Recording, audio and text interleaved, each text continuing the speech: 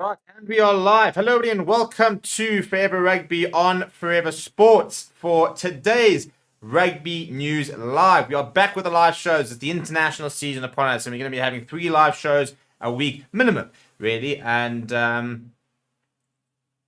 going to basically be the plan from now through into the World Cup. When the World Cup starts, we could even be looking at a daily news show.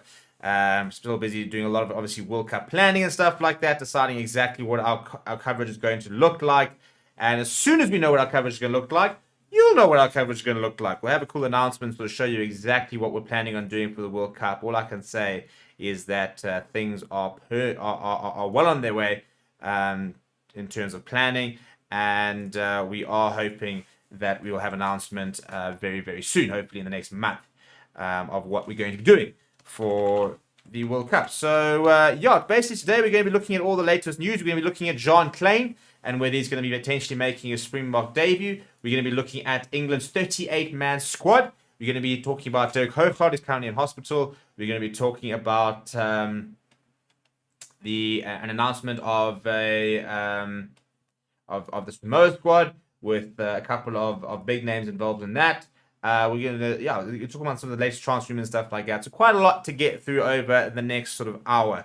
And we've got a poll running in the comments, and the poll is: should KLEYN start for the Boks against Australia? And that is what we are going to discuss, and then we obviously go through some of the other stuff like that. Please do smash like on the video. Please do subscribe if you are new to the channel, and let's get into it, shall we?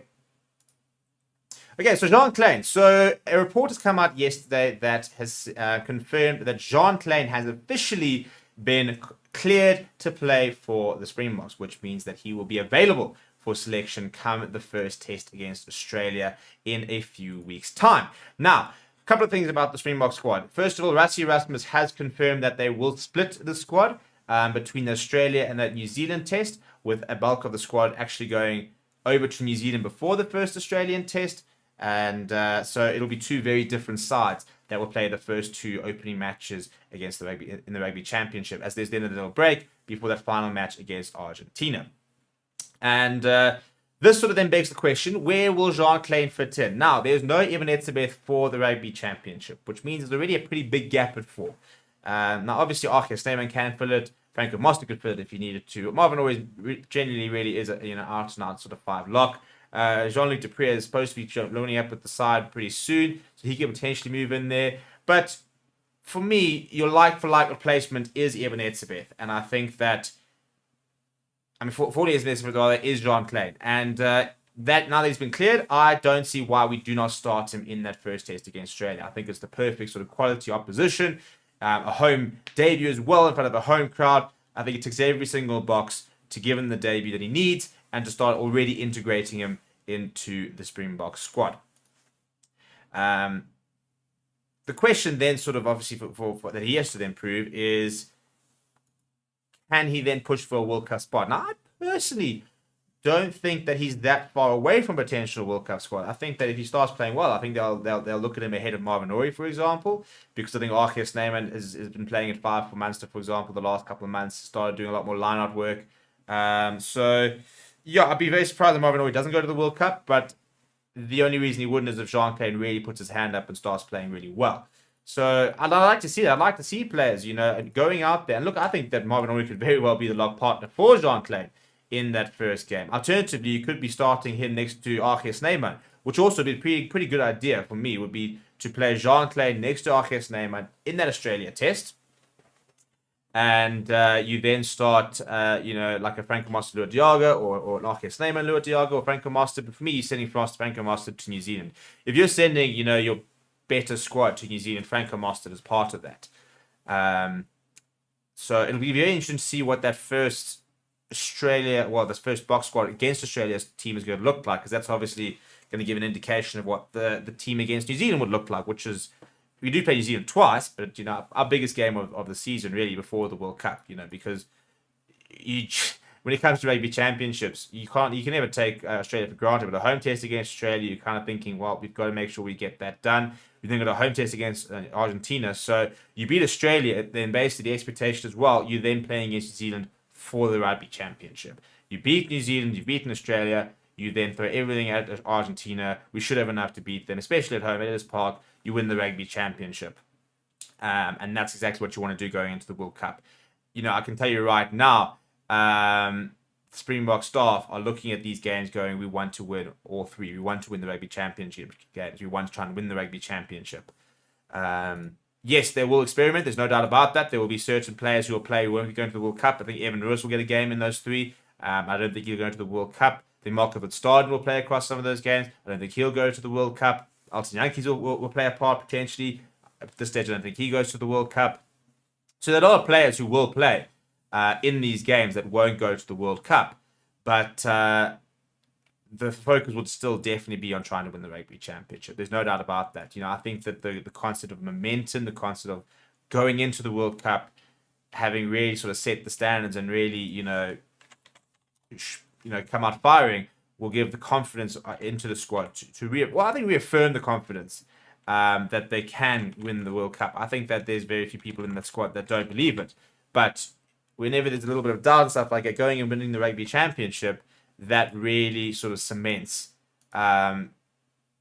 your sort of attitude that you can win the World Cup. And momentum and is a big thing. And I don't think you can ever rule out how important momentum is in any sort of sport, in any condition. But it's winning is a habit, losing is a habit type thing. So yes, whilst you need to experiment and it's okay to lose a couple of games, ideally you obviously want to be able to experiment. You want to be able to put the final touches onto your game whilst winning games, whilst winning tournaments, and whilst putting yourself in the best position to go back to back Rugby World Cups, which would cement the Springbok side as the best Springbok side ever. And that, I don't mean things I don't have opinion. Some people might sit there and say, on paper, they might have been a better Springbok team somewhere along the line. But no Springbok team, you're looking at the core of the team, has gone back-to-back World Cups, 2 Rugby Championships, if you were to win the Rugby Championship this season, British and Irish Lions series, they've won it all. They've already won it all, really.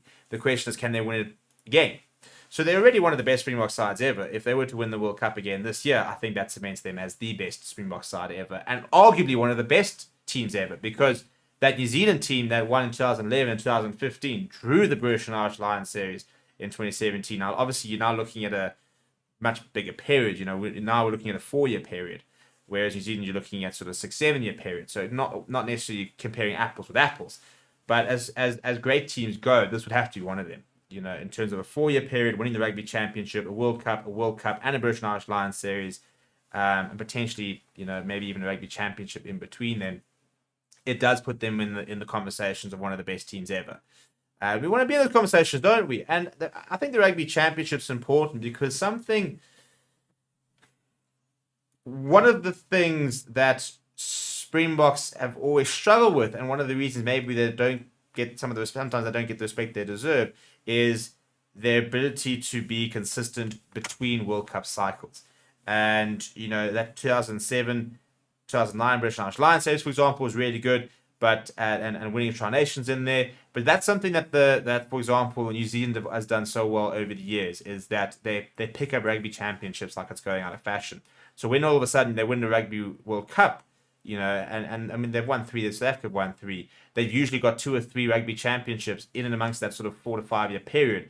And that's what's established them as the greatest rugby nation in the last sort of 20 to 30 years, the professional era, is that they pick up trophies like it's going out of fashion. That's something that the Springboks really need to work on. So that's why I think winning the Rugby Championship is important, because it's not just about pitching up for World Cups or for British and Irish Lions series. It's about winning trophies along the way. And that's more than just, your freedom trophies and your, stuff like that. We don't have a Bledisloe Cup, for example, which, is mean. I mean, we've got different trophies that we can win in terms of in the internal rivalries between various nations, but nothing that really comes close to, a Calcutta Cup, for example, in the Six Nations, and a Bledisloe Cup. We don't really have that. So winning Rugby Championships along the way and throughout sort of this various seasons, over and above winning World Cups, is what would really make the Springboks one of the best, considered the greatest nation, rugby nation, or one of the best teams of all time. They really are, obviously, within the top 3 all the time. But I think it's safe to say that New Zealand have been the dominant force in professional rugby from an international perspective. If the Springboks want to become that, we need to win more trophies in between Rugby World Cup cycles. So let's see. As I said, we'll probably, next week we'll probably start to, break down the kind of teams we might see a bit more, because, we're looking at about 2 weeks until our first Springbok team is announced. If we do stick to the Tuesday announcement, which generally has been the case of late. So that will be 2 weeks tomorrow, if that is the case. Tomorrow we do have a Springbok press conference, so we can get a bit more information on where the squad's at, if there are any other injuries. Alton Yankees is supposed to be coming into camp yesterday, so it's supposed to start today. So yeah, we can obviously get a lot more of those squad updates from the Springbok coaches themselves tomorrow. I believe it's Rassie Erasmus and a player who are fronting the media. I'm not even sure if Jacques Ninaber is actually part of it. I can go and check over here. Yeah, so yeah, Jacques Ninaber and Rassie Erasmus, as well as a player, will be in the press conference tomorrow. So we'll be there tomorrow. We'll bring you guys the press conference, and yeah, we'll hopefully get some more information on what we can expect from the Bok perspective over the next few weeks tomorrow. So that's pretty much your Springbok update. As I said, Jean-Claude has been cleared to play, and therefore could be set to start in that first Rugby Championship game. Right, now let's talk about England, shall we? Because this is the squad that they have announced for a Brighton training camp. Let me bring up the article there as well. Okay, so that is the squad that has been announced. Now, there we go. Let's go through it. So it's a 38-man squad. A bit like the Springbok squad, much bigger than the World Cup squad. Although, to be fair, only 5 players will need to be cut from this one, so it's not that big. The Springbok squad's sitting about 42, 43, I think, now. But the big news for England is that Ollie Lawrence and Jack Walker, the bar centre and the Harlequins hooker, are expected to be available for the World Cup selection. They are get injured during training, and as a result, you can see that they are not part of the squad. So call it a 40-man squad, really, if you were to add those 2 in. But they do expect them to be available for the World Cup. So coming from out of the press release, this is what Steve Borthwick had to say. He said, after an excellent first week's training, we are very much looking forward to being in Brighton. We are pleased to welcome players from Northampton Saints and Leicester Tigers, who can start to integrate themselves in the group. And we look forward to players from Sale Sharks and Saracens joining us in a fortnight. So this squad will obviously still get bigger. We still need to, there's no Owen Farrell, for example, and the likes. So it's an ever-growing squad that they're working with. So that is a difficult one to really sort of break down, considering that at this stage, this is a squad without the players from the 2 best teams in the English Premiership.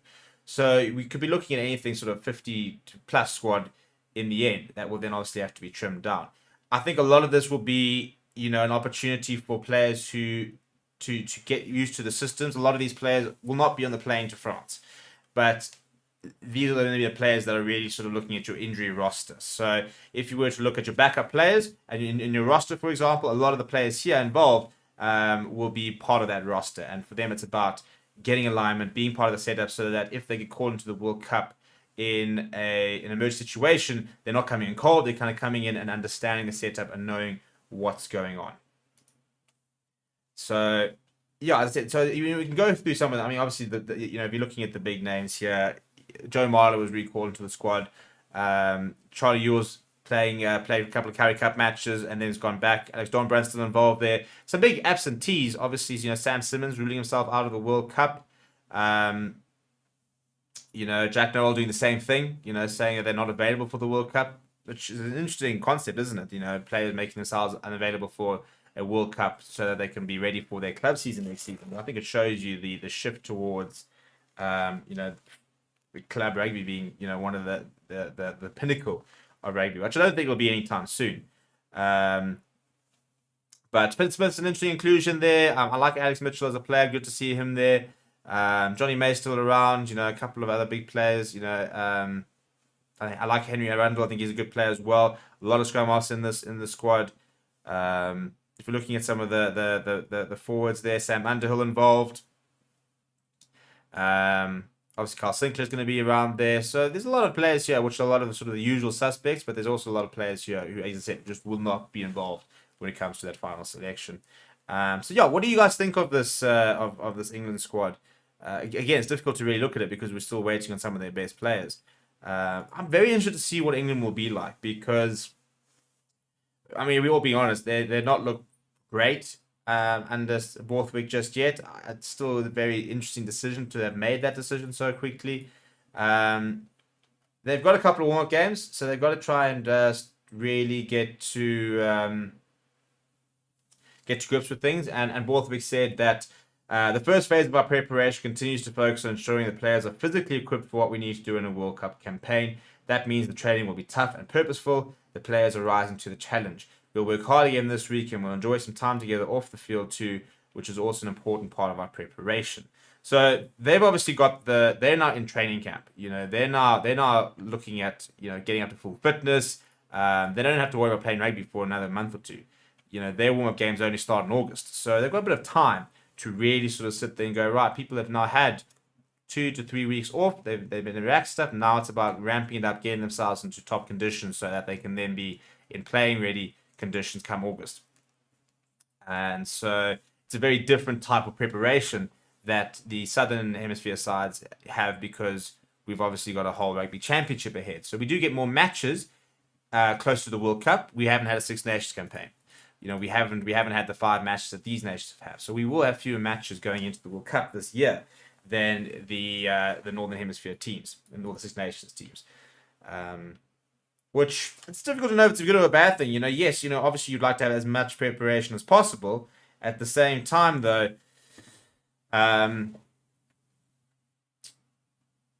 you also want to have quite a consistent build up to the World Cup. Do you want to be playing 6 matches in 2 months before the World Cup, or would you rather be playing 3 to 4 matches, you know, in the lead up to the World Cup? It's difficult to know which is the ideal situation.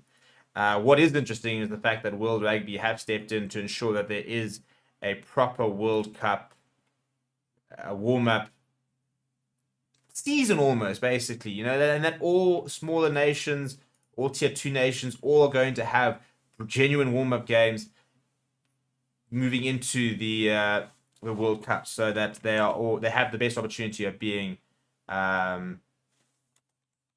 ready. And this is something that, you know, tier 2 nations haven't had in the past. They've really struggled when they've just kind of been told, you know, you kind of rock up the World Cup. They might get maybe one game in before, but they don't have the resources to be playing several warm-up games and having a proper pre-season, for example. Now, World Rugby has stepped in and said, cool, they're going to help fund a proper warm-up season and warm-up sort of games where all teams can get some game time against also some top-tier nations. You know, it's not just, you know, you can't expect Samoa and your Tongas, who've released 2 very good shots, by the way. We're going to talk about the Samoa squad.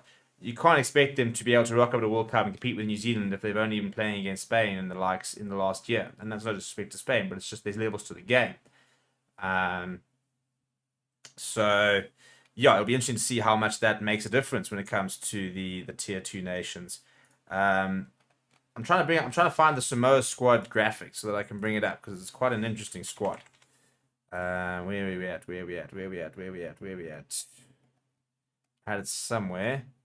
A couple of pretty cool players announced in that squad. Right, here it is.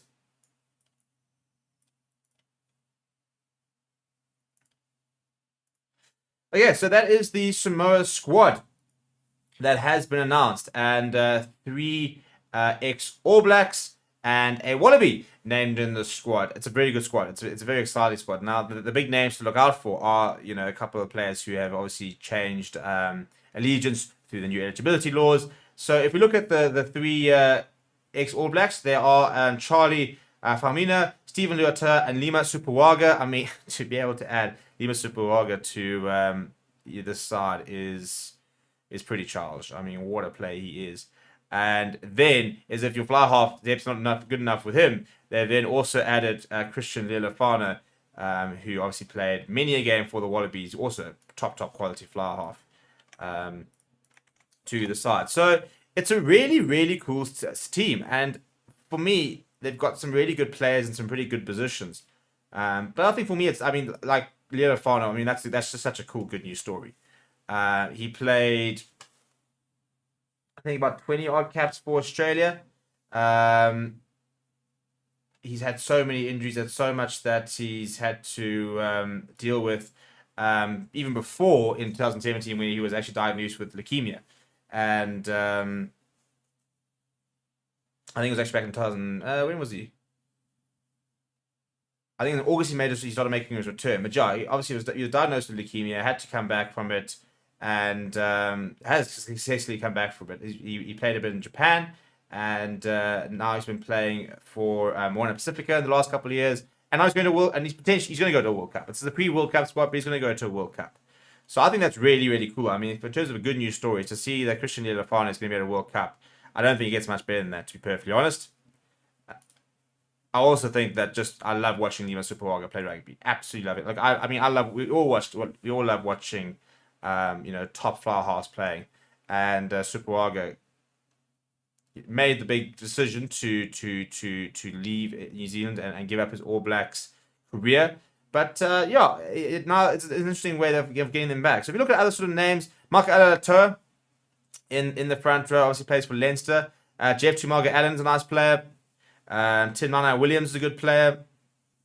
It's a very good squad. I'm very keen to see what they're going to look like in those warm-up games and how they are going to be, how competitive they're going to be. It's because there's no reason why this team cannot push some of the top teams, and that's what we want to see. Maybe some people don't like the eligibility laws, but I tell you what, it's going to make for a far more competitive World Cup. There's no doubt that your Fijis, your Samoas, your Tongas are almost 10 times stronger than they are in previous years, because they've suddenly got a lot of the players who dreamed of being an All Black going there, moving back towards, and I think that will encourage more players to be able to want to play for a Tonga, a Samoa, a Fiji, and not necessarily always chase the All Black dream.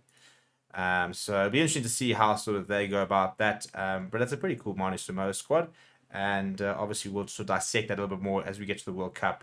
We'll kind of do a bit of a deep dive into some of the squads, the players to watch, and the likes. So yeah, that's some of the squad news, and then on to some pretty depressing news. But we wait and see. Is that Dirk Hurkard is currently battling for his life. It was reported that he was in a coma last week. He's 40 years old. He's been in a coma for over a week already. And over the weekend, there was a report coming out that said that he had a 50% chance of actually making it. So there has been no updates since then. So I suppose in many ways, sometimes no news is good news.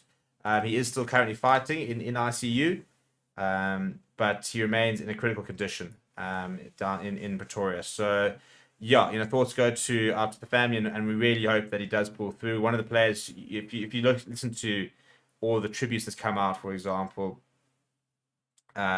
he's one of the most liked players out there.